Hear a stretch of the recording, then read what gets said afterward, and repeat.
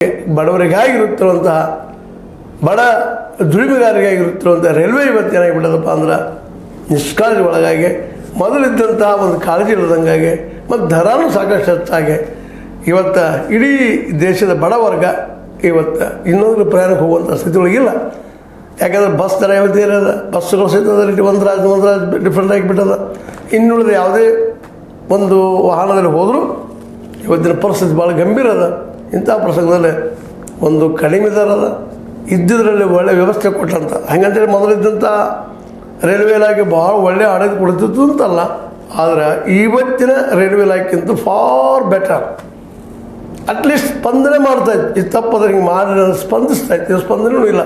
ಇದನ್ನು ಘೋಷಣೆ ಮಾಡಿದ್ರೆ 10 ಲಕ್ಷ 2 ಲಕ್ಷ 2.5 ಲಕ್ಷ, ಗಾಯದವ್ರಿಗೆ ಸತ್ತವ್ರಿಗೊಂದು 10 ಲಕ್ಷ, ಗಾಯದವ್ರಿಗೊಂದು 2.5 ಲಕ್ಷ ಘೋಷಣೆ ಮಾಡಿದ್ದೀರಿ.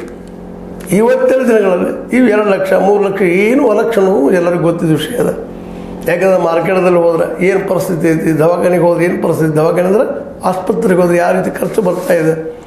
ಇವೆಲ್ಲ ನೆಲೆಯಲ್ಲಿ ನಮ್ಮ ಸರ್ಕಾರ ಇದ್ದಿದ್ದು, ಮೋದಿಯವ್ರ ಸರ್ಕಾರ ಇದ್ದಿದ್ದು, ಈ ಒಂದು ಅಶ್ವಿನಿ ವೈಷ್ಣವರ ಕಾಲದಲ್ಲಿ ಏನು ನಡೆದ ಜನಪಾಯನೆ ಮಾಡೋ ಜೊತೆಗೆ ಇದೊಂದು ಹೊಸ ಆಯಾಮ ಕೊಡುವಂಥದ್ದು. ಹೊಸ ಆಯಾಮದಲ್ಲಿ ನೀವು ಅದಕ್ಕೆ ಒಂದೇ ಭಾರತ ದೊಡ್ಡ ದೊಡ್ಡ ಹೆಸರಿಟ್ಟು ಕೊಡೋದಂಥದ್ದಲ್ಲ. ಮೆಟ್ರೋ ಮಾಡಿದ್ದೀವಿ, ಅದನ್ನು ಮಾಡಿದ್ದೀವಿ. ಮೆಟ್ರೋ ಯಾರಿಗಾಗಿ?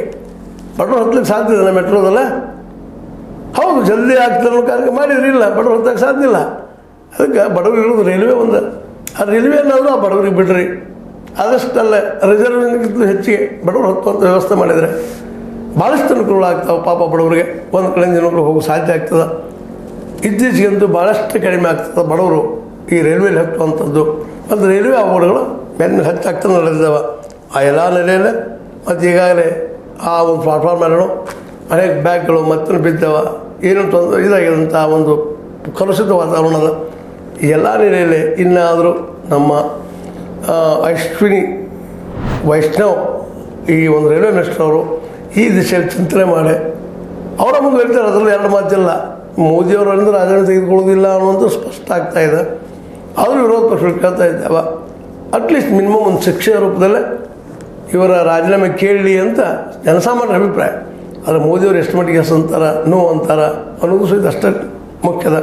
ಏನೋ ಆಗಲಿ, ಈ ಒಂದು ದುರಂತಕ್ಕೆ, ಈ ಒಂದು ಸಾವಿಗೆ ಈ ರೈಲ್ವೆ ಇಲಾಖೆನ ಹೊಣೆ ಅನ್ನೋದ್ರಲ್ಲಿ 2 ಮಾತಿಲ್ಲ. ಮತ್ತು ಜೊತೆಗೆ ಇಂಥ ದೊಡ್ಡ ಒಂದು ಇಡೀ ದೇಶದ ಒಂದು ಜಾತ್ರೆ ಮಾಡಿದಾಗ ಅದಕ್ಕೆ ಬೇಕಾಗುವಂಥ ಪೂರ್ವ ನಿಯೋಜಿತ ಎಲ್ಲ ವ್ಯವಸ್ಥೆ ಮಾಡಿದ್ರೆ ಭಾಳ ಒಳ್ಳೆಯದಿತ್ತು ಅಂತ ಹೇಳ್ತಾ, ಈಗಾಗಲೇ ಪ್ರಯಾಗರಾಜದಲ್ಲೇ ನೀವು ನೋಡಿದಿರಿ ಎಷ್ಟೋ ಜನ ಪಾಪ ಕಾಲು ತುಳಿದಿಗೆ ಇದೇ ರೀತಿಯಾಗಿ ಸತ್ತು ಹೋಗಿದ್ದು.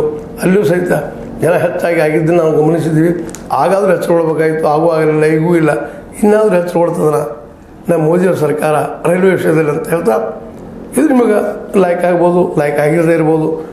ಲೈಕ್ ಮಾಡಿ, ಶೇರ್ ಮಾಡಿರಿ, ಕಮೆಂಟ್ ಮಾಡೋದ್ರ ಜೊತೆಗೆ ಸಬ್ಸ್ಕ್ರೈಬ್ ಆಗೋದು ನೆನೆಸ್ಲಿಕ್ಕೆ ಹೋಗ್ಬೇಡ್ರಿ. H16 ನ್ಯೂಸ್ ಅರ್ಧ ಸೀತಾರಾಮ ಸತ್ಯದ ಕೈಗೊಂಡು ಒಂದು